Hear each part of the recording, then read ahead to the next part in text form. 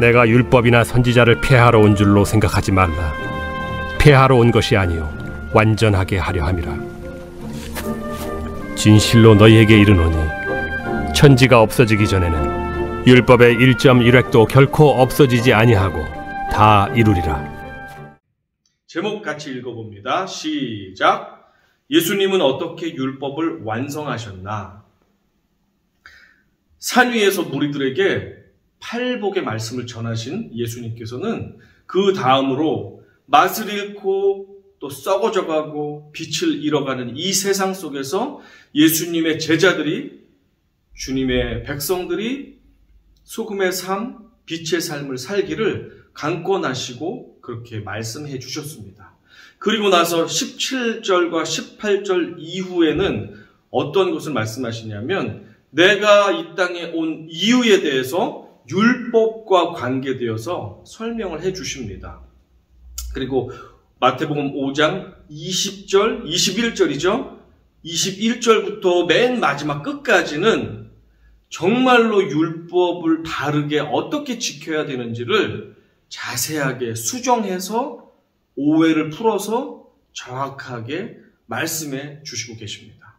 그를 위해서 예수님께서 오늘 내가 율법을 어떠한 것 때문에 지켜야 되고 내가 어떠한 이유로 온 것인지를 설명해 주십니다. 17절과 18절 같이 읽어봅니다. 시작. 내가 율법이나 선지자를 폐하러 온 줄로 생각하지 말라. 폐하러 온 것이 아니요 완전하게 하려 함이라. 진실로 너희에게 이르노니 천지가 없어지기 전에는 율법의 1.1획도 결코 없어지지 아니하고 다 이루리라.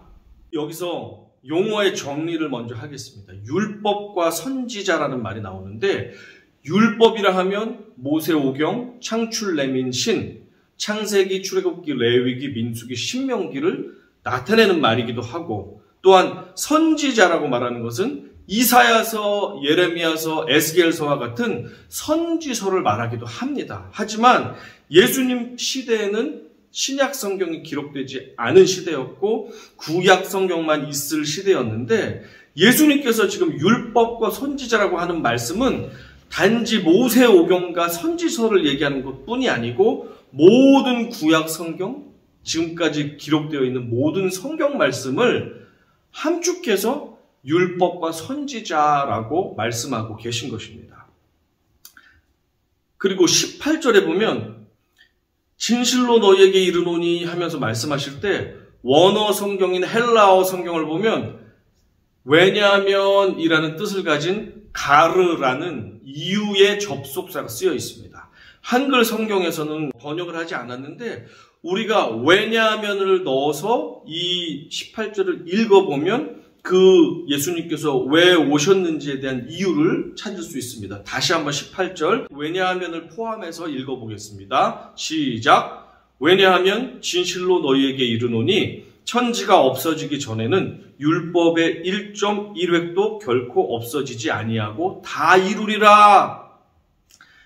자, 예수님께서 율법의 1.1획, 한 획이나 한 점이라도 없어지지 않고 모든 것을 예수님께서 자신이 세상 끝날까지 없어지지 않을 이 율법 말씀을 이루겠다! 하나도 빠짐없이 이루겠다라고 말씀하셨습니다. 그것 때문에 내가 너희에게 왔다라고 말씀하셨는데 율법의 1.1획이 얼마나 의미가 있는지 한번 보겠습니다. 화면을 보시면 님과 남이란 글자가 있고 힘과 짐이란 글자가 있습니다.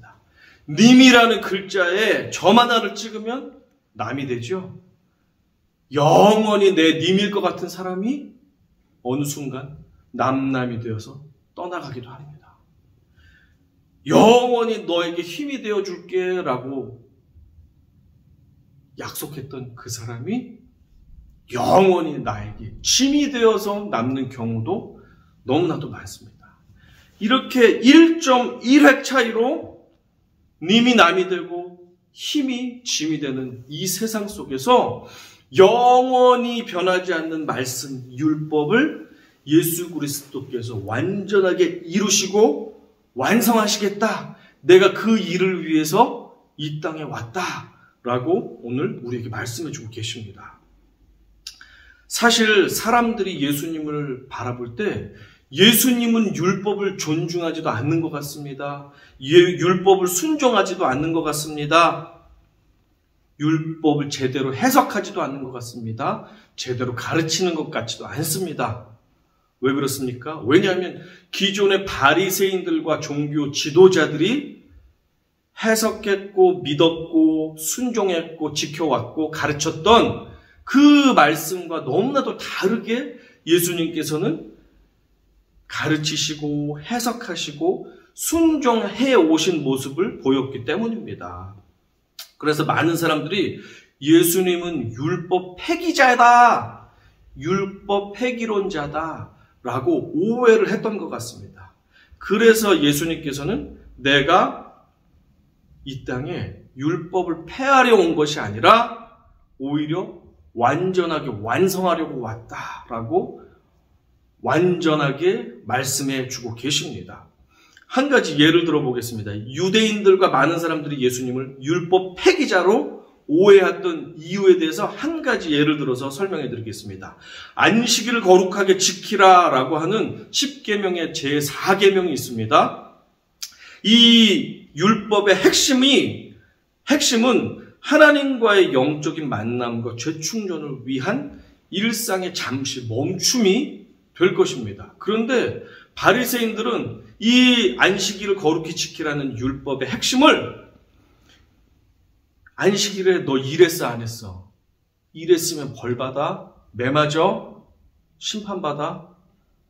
라는 것을 핵심으로 놓고 그래서 인간들이 안식일을 거룩하게 지키라는 계명의 추가적인 지침사항들, 실천사항들을 수백 가지를 만들어 놓고 하나하나 체크리스트를 만들어서 지키냐 안 지키냐를 따졌습니다. 그러니까 안식일을 거룩하게 지키려고 하는 너희가 일상의 바쁜 것들을 다 내려놓고 이날만큼은 쉬면서 재충전하며 나에게 와서 예배하며 영적으로도 육적으로도 충전을 가져라. 친밀한 교제를 가지자 하는 것이 본질인데 그것은 빼놓고 너 일했어 안 했어? 이거 했어? 거리 몇 마일 걸어갔어? 너 안식일날 음식했어? 안 하고 해놓은 거 먹었어? 불필요한 리스트들만을 따지며 그곳에 목숨을 걸었습니다. 자, 예수님은 그래서 안식일을 거룩하게 지키기 위해서 안식일날 금지되어 있던 병을 고치셨습니다. 손 마른 자, 손이 마비돼서 온전하게 쓸 수 없었던 불구자를 고쳐주셨습니다. 안식일에 베데스다 연못에 38년 동안 누워서 병마 가운데 고통받았던 환자를 고쳐주셨습니다. 그래서 그들이 병마로부터 고통당해서 그동안 빼앗겼던 참된 안식을 되찾아 주셨습니다. 예수님은 안식일을 거룩하게 지키기 위해서 안식일의 본질을 회복시켜 주셨습니다. 또한 예수님의 제자들이 너무 먹을 것이 없었습니다. 안식일날. 너무 굶으니까 어지럽고 힘들고 괴로웠겠죠? 그러는 가운데 거리를 지나가다가 율법에서 명령하신 대로 가난한 자들을 위해서 이 밭의 일부를 추수하지 말라고 하는 명령에 따라 이 밭에 곡식들이 남아 있었습니다. 그것을 예수님의 제자들이 길을 걸어가면서 손으로 그것을 모아서 손으로 껍질을 까서 먹고 허기를 면할 수가 있었습니다. 그러나 이 모습을 본 율법주의자들은 왜 당신들의 제자들은 율법을 어기면서 곡식을 수확하고 비벼서 타작을 하는 노동을 했습니까? 라고 하면서 제자들을 비난했습니다. 정말 그것이 맞습니까? 제자들은 배가 고파서 어지럽고 허기가 져서 안식일을 온전하게 안식하지 못했는데 노동하지 말라고 하면서 그 법 때문에 본질 안식일에 고통받으면서 누워있는 것이 바리새인들과 유대주의자들은 그것이 맞다라고 여겼습니다. 예수님은 본질을 지켰고 유대인들은 껍데기를 지켰습니다. 이렇게 예수님이 지난 1500년 동안 유대인들이 자랑스럽게 여기며 지켰던 율법의 본질을 지키기 시작하자 껍데기를 지키지 않는, 자기들처럼 껍데기를 지키지 않는 예수님을 비난했고 미워했고 예수님을 율법 폐기론자다라고 오해를 하였던 것이었습니다. 예수님은 그래서 오늘 17절과 18절에서 나는 율법의 폐기론자가 아니요 오히려 율법을 완성하기 위해서 온 사람이다 라고 가르쳐 주고 계십니다.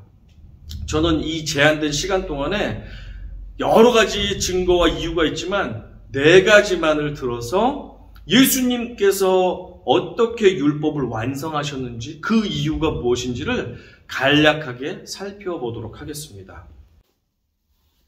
예수님께서 율법의 완성자이신 첫 번째 이유는 어느 누구도 완벽하게 준수하지 못했던 율법의 본뜻에 완벽하게 순종하신 분이 바로 예수님이시기 때문입니다. 율법은 넓은 의미에서 구약 전체를 의미하지만 좁은 의미에서는 10계명을 대표로 하는 하라, 하지 마라로 구성된 613개의 율법 조항들을 의미하기도 합니다.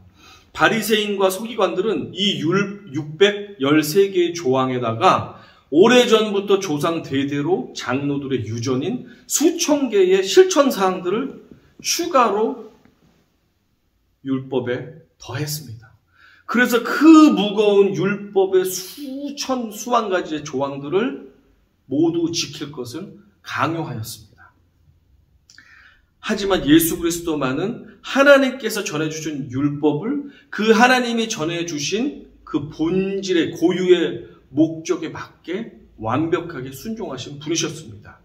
예수님의 부모님들을 먼저 생각해 보겠습니다. 그분들 역시 로마 당국의 세상법과 하나님의 율법을 모두 철저하게 지켰던 분들이었습니다. 로마에서는 모든 가정이 고향으로 가서 호적을 신고를 하라라고 그렇게 명령을 내렸습니다.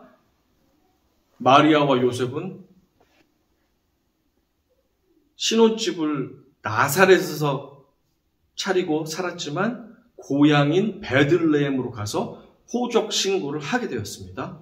그리고 만삭이었던 마리아는 그 호적 신고하러 간 베들레헴에서 마구간에서 탄생하게 되었습니다. 예수님은 그렇게 탄생되었습니다. 그리고 난지 8일 만에 율법을 지키기 위해서 예루살렘 성전에 가서 할례의 의식을 거했고 율법에 따라 탄생에 맞춘 율법을 지키기 위해서 모든 제사와 예배를 다 마치셨습니다.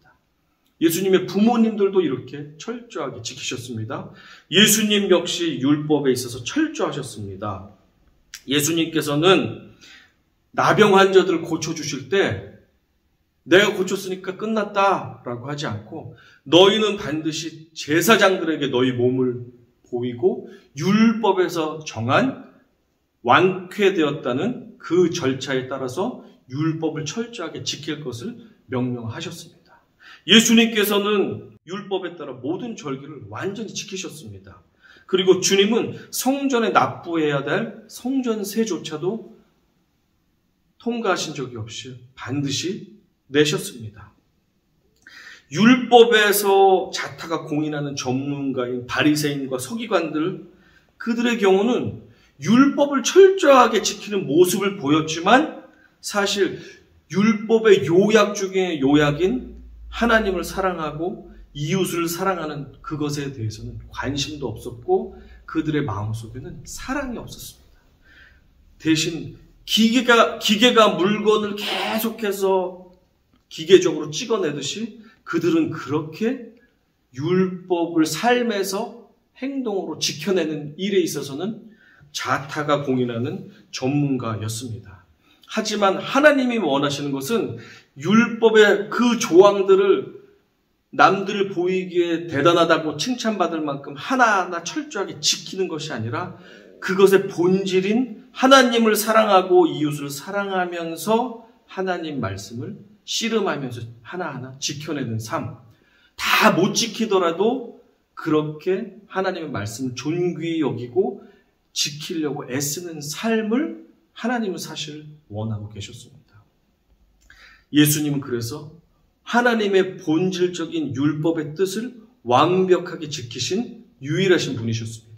두 번째, 예수님께서 율법의 완성자이신 이유는 인간에게 율법을 제공하신 저자이자 최종 권위자께서 직접 이 세상에 오셔서 저자 직강으로 구약의 율법을 신약 시대에 맞게 개정 증보하여 최종 버전으로 업그레이드하여 완성하여 주셨기 때문입니다. 말이 어렵죠? 예수님께서 율법의 저자잖아요. 직접 인간들에게 주신 삼위일체 하나님 중에 한 분이시죠. 그분께서 저자가 직접 이 땅에 오셔서 저자 직강으로 신약 시대에 맞게 율법을 개정 증보하여 업그레이드해서 최종 완성해 주셨다는 것입니다. 예수님 그 당시 종교 지도자들이 율법의 본질을 벗어난 인간들이 불필요하게 만들어 놓은 세부 조항들만 지키기에 열을 올리고 있을 때 이 땅에 오셔서 새롭게 시작된 신약 시대에 가장 필요한, 그리고 이제는 유통기간을 상실한 율법들에 대해서 조율을 하기 시작하셨습니다. 예를 들어 보겠습니다.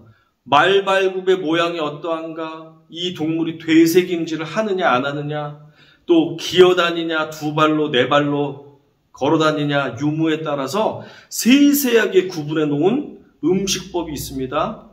이 법은 사실 광야 시대에 단체 생활을 하는 이스라엘 백성들을 위해서 그들의 정결과 안전을 위해서 지어주신 유통기간이 정해져 있는 법이 되겠습니다.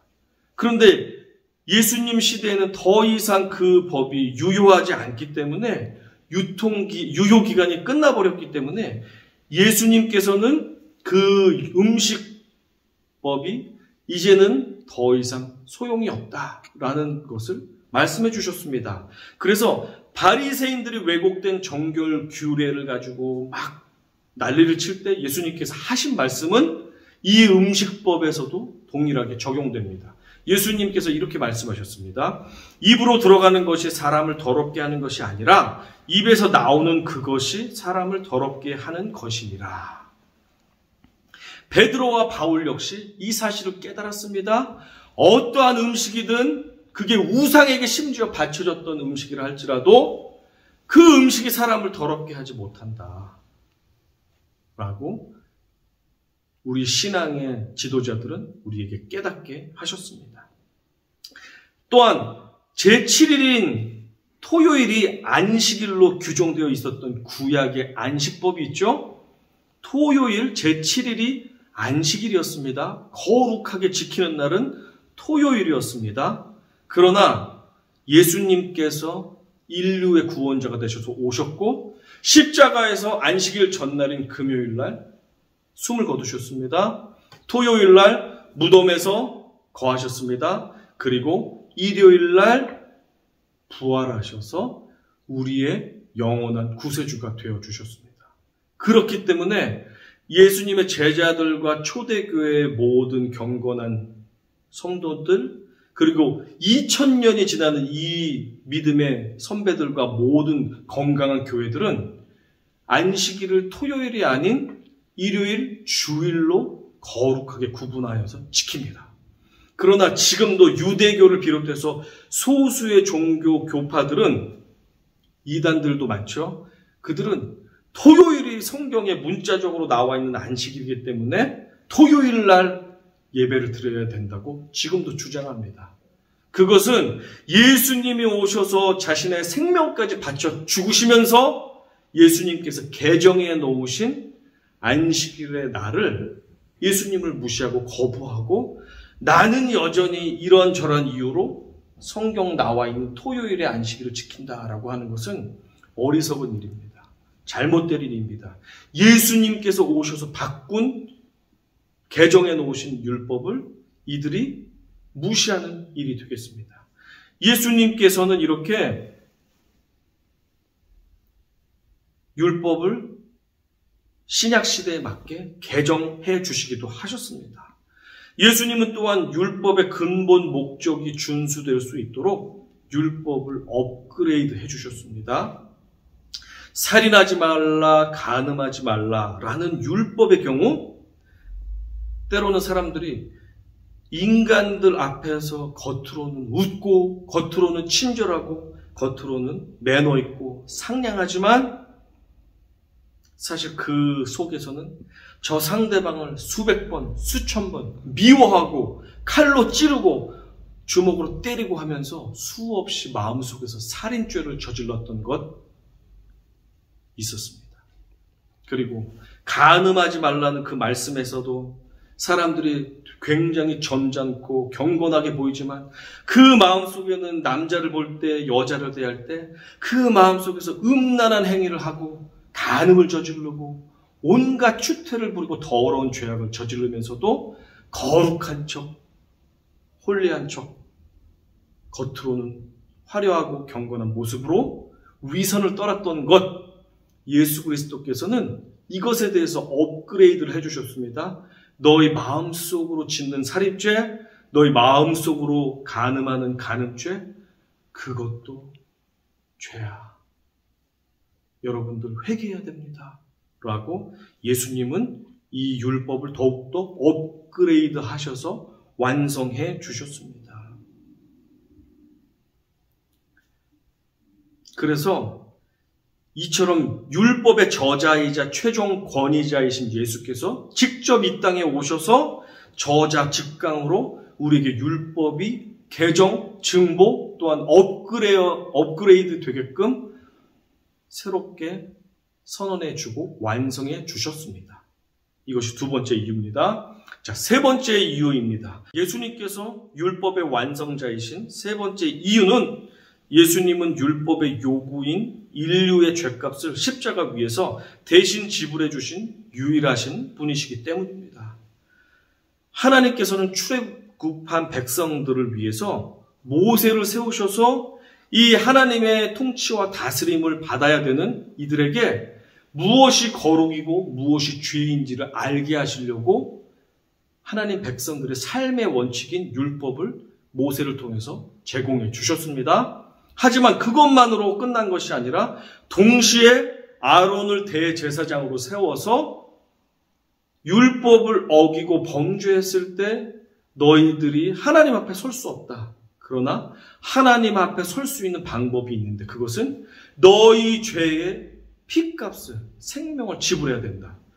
만약 너희가 생명을 지불할 수 없으면 아무 죄와 흠이 없는 그 대속죄를 대신 속죄를 할 수 있는 대속 제물을 나에게 바쳐서 그 생명을 바칠 때 내가 너희가 피 흘린 것으로 삼아주어 너희에게 죄를 묻지 않겠다 라고 하면서 제사법을 동시에 우리에게 허락해 주셨습니다.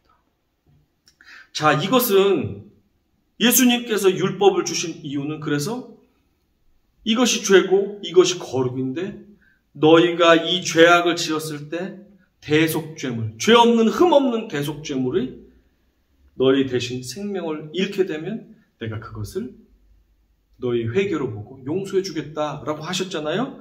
그래서 이것을 가르쳐 주시기 위해서 율법을 주셨고 율법은 언제나 죄인인 우리들에게 너 죄값을 지불해. 너 생명을 내놔 라고 요구합니다. 인간들은 결국 불완전하기 때문에 모든 율법을 다 지킬 수가 없습니다. 완벽하게 지킬 수가 없습니다. 하나님은 그 사실을 너무나도 잘 아셨고 인간에게 모든 율법을 지킬 것을 기대하시지도 않으셨습니다. 대신 나는 이렇게 율법을 온전하게 지킬 수 없는 죄인입니다. 이것을 깨닫고 주님 저를 불쌍히 여겨주십시오. 저에게는 이 죄를 용서받을 대속 제물이 필요합니다. 라고 인정하며 하나님께 도움을 구하기를 하나님은 원하셨습니다. 우리가 죄인임을 깨닫게 하기 원하셨습니다. 그래서 로마서 3장 20절은 이렇게 기록되어 있습니다. 그러므로 율법의 행위로 그의 앞에 의롭다 하심을 얻을 육체가 없나니 율법으로는 죄를 깨달음이니라. 수천 번 대속제물을 드려 내 죄를 용서받아도 또 반복하고 또 반복하고 또 죄를 짓고 후회하고 뉘우치고 후회하고 뉘우치고 회개하고 반복하는 구제불능의 인간들을 위해서 하나님께서는 극단적인 선택을 하셨습니다. 그 선택은 다름 아닌 자신의 하나뿐인 외아들 예수 그리스도를 인간들 가운데 하나님의 흠없는 어린 양 대속제물로 보내주신 것입니다.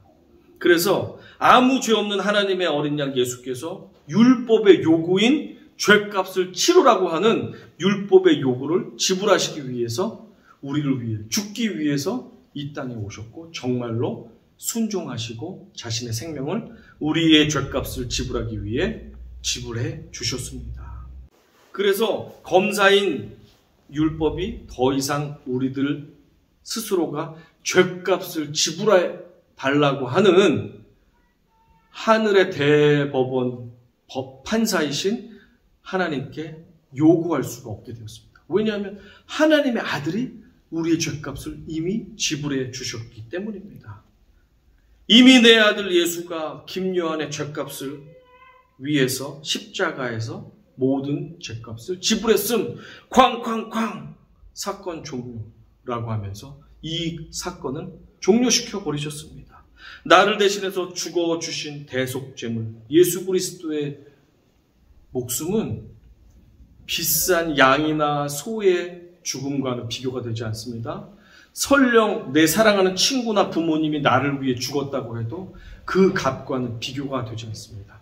신이신 하나님 아들께서 우리를 위해서 죄값을 지불해 주시는 것입니다. 그래서 더 이상 율법도 사탄도 하나님 앞에 항소할 수가 없게 되었습니다. 갈라디아서 3장 13절은 이렇게 말씀합니다. 그리스도께서 우리를 위하여 저주를 받은 바 되사 율법의 저주에서 우리를 속량하셨으니 기록된 바 나무에 달린 자마다 저주 아래에 있는 자라 하였음이라. 예수님은 율법의 요구를 완전히 지불하신 유일한 분이십니다.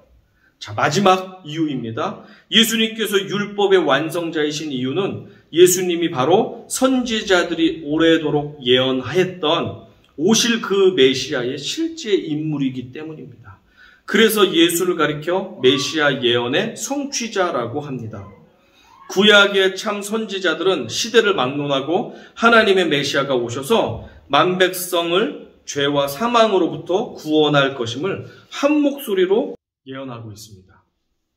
그 예언들이 얼마나 정확하게 예수 그리스도로 인해 성취되었는지 잠시 한번 말씀을 살펴보면서 증명해 보겠습니다. 첫 번째, 그러므로 주께서 친히 징조를 너희에게 주실 것이라. 보라, 처녀가 잉태하여 아들을 낳을 것이요 그의 이름을 임마누엘이라 하리라. 이사야 선지자의 이 예언은 예수께서 동정녀 마리아로부터 탄생하심으로 성취되었습니다. 이는 한 아기가 우리에게 낳고 한 아들을 우리에게 주신 바 되었는데 그의 어깨에는 정사를 메었고 그의 이름은 기묘자라 모사라 전능하신 하나님이라 영존하시는 아버지라 평강의 왕이라 할 것임이라. 이 예언은 예수께서 평강의 왕으로 성육신하셔서 아기의 모습으로 오심으로써 성취되었습니다. 베들레헴 에브라다야, 너는 유다 족속 중에 작을지라도 이스라엘을 다스릴 자가 내게서 내게로 나올 것이라. 그의 근본은 상고에 영원에 있느니라. 이 예언은 예수께서 유다 족속의 후손으로 그리고 베들레헴 마을에서 탄생하심으로 성취되었습니다. 시온에 따라 크게 기뻐할지어다. 예루살렘에 따라 즐거이 부를지어다. 보라, 내 왕이 내게 임하시나니 그는 공의로우시며 구원을 베푸시며 겸손하여서 나귀를 타시나니 나귀의 작은 것 곧 나귀 새끼니라. 이 예언은 예수께서 십자가에 달리시기 위해 예루살렘에 백마가 아닌 나귀 새끼를 타고 입성하실 때에 완벽하게 성취되었습니다. 개들이 나를 애워쌌으며 악한 무리가 나를 둘러 내 수족을 찔렀나이다. 내가 내 모든 뼈를 셀 수 있나이다. 그들이 나를 주목하여 보고 내 겉옷을 나누며 속옷을 제비 뽑나이다. 이 예언은 십자가에서 극심한 고통 중에 창에 찔리시고 사람들 앞에서 공개 처형을 당하시는 중에 그분의 옷을 병사들이 제비 뽑아 나눠 갖는 모습을 통해서 완전히 성취되었습니다. 우리 이사야서 53장 3절부터 7절은 중요한 말씀이니까 함께 읽어보겠습니다. 시작. 그는 멸시를 받아 사람들에게 버림받았으며 간고를 많이 겪었으며 질고를 아는 자라. 마치 사람들이 그에게서 얼굴을 가리는 것 같이 멸시를 당하였고 우리도 그를 귀히 여기지 아니하였도다. 그는 실로 우리의 질고를 지고 우리의 슬픔을 당하였거늘 우리는 생각하기를 그는 징벌을 받아 하나님께 맞으며 고난을 당한다 하였노라. 그가 찔림은 우리의 허물 때문이요 그가 상함은 우리의 죄악 때문이라. 그가 징계를 받음으로 우리는 평화를 누리고 그가 책지게 맞음으로 우리는 나음을 받았도다. 우리는 다 양 같아서 그릇 행하여 각기 제 길로 갔거늘 여호와께서는 우리 모두의 죄악을 그에게 담당시키셨도다. 그가 곤욕을 당하여 괴로울 때에도 그의 입을 열지 아니하였으며 마치 도수장으로 끌려가는 어린 양과 털 깎는 자 앞에서 잠잠한 양같이 그의 입을 열지 아니하였도다. 오늘날 유대인이 읽기를 굉장히 꺼려하는 이 예언을 보십시오. 주님은 유대인들이 흠모하며 기다리던 강력한 정치력과 군사력이 전혀 없는 인간들이 보기에는 완전히 초라하고 무능하고 고문받는 죄인의 모습처럼 보이는 비참한 모습으로 예수님께서 오셨지만 우리를 다 치유하시고 회복시키시고 모든 심판과 고난을 대신 홀로 맞으시며 받으시며 이 예언의 말씀을 완전히 이루어 주셨습니다. 우리 예수님께 찬양과 영광의 박수, 감사의 박수를 올려드리겠습니다.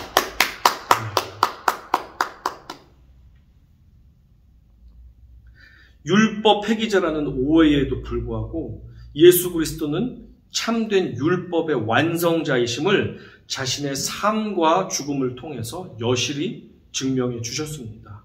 다시 한번 요약해 보겠습니다. 주님께서 율법의 완성자이신 이유, 첫째, 예수님만이 율법을 하나님의 뜻하신 바 그대로 완벽하게 순종하신 유일하신 분이십니다. 둘째, 예수님만이 율법을 신약시대에 맞게 개정, 증보 및 업그레이드하여 최종 완성하신 분이십니다. 셋째, 예수님만이 율법의 요구인 인류의 죗값을 우리를 위해 십자가에 위에서 완벽하게 지불해 주신 유일하신 분이십니다.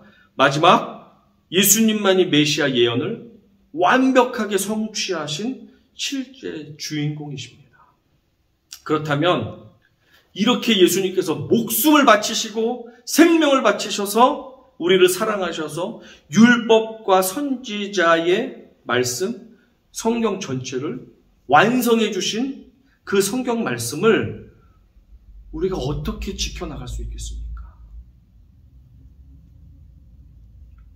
만약 우리가 율법의 근본 정신인 하나님 사랑과 이웃 사랑을 등한시한 채 율법의 조항들을 열심히 지키려고 애만 쓰고 살아간다면 우리는 이 사람, 저 사람들에게 칭찬은 받을 것입니다. 존경도 받을 것입니다. 와, 저 집사님 믿음 되게 좋다. 저분은 정말 신실해. 정말 저분은 하나님을 사랑하셔. 예수님 닮으셨어. 라고 칭찬과 존경을 받을지 모르겠습니다. 하지만 우리는 두렵습니다. 저 나중에 심판날에 가서 주님께서 내가 너를 도무지 모른다 라고 하실까 봐 두렵습니다. 우리 삶의 변함없는 기준인 성경 말씀, 예수님께서 물과 피를 다 흘리시면서까지 온갖 저주와 수치와 모욕을 감당하시면서까지 완성하시면서 주신 그 성경 말씀을 우리가 제대로 실천하며 그것을 삶으로 살아내기 위해서는 무엇보다도 먼저 말씀을 늘 가까이 하는 삶을 살아야 됩니다. 왜 그렇습니까? 무엇이 하나님 말씀인지 말씀을 읽지 않습니다. 설교 말씀을 듣지 않습니다. 말씀을 묵상하며 기억하지 않습니다. 하나님 뜻이 무엇인지 모릅니다. 그런데 어떻게 말씀을 실행하고 이것이 말씀을 잘 지키는 것인지 못 지키는 것인지 생각할 수가 있겠습니까? 먼저 말씀을 지키기 위해서는 말씀을 읽고 듣고 묵상하는 것이 기본으로 따라 주어야 합니다. 두 번째, 말씀을 제대로 잘 지키고 살기 위해서는 우리가 하는 말과 생각과 행동에 있어서 그것이 하나님을 가장 사랑하는 것인지 형제를 가장 사랑하는 것인지를 우리가 따져볼 필요가 있습니다. 내가 말하고 생각하고 행동할 때 이것이 하나님을 사랑하는 것이냐, 형제를 사랑하는 것이냐, 하나님을 사랑하지 않는 것이냐, 형제를 사랑하지 않는 것이냐를 생각해 보면 이것이 하나님 말씀을 잘 지키는 것인지 안 지키는 것인지 드러나게 되어 있습니다. 로마서 13장 10절은 이렇게 말씀합니다. 사랑은 이웃에게 악을 행하지 아니하나니 그러므로 사랑은 율법의 완성이니라.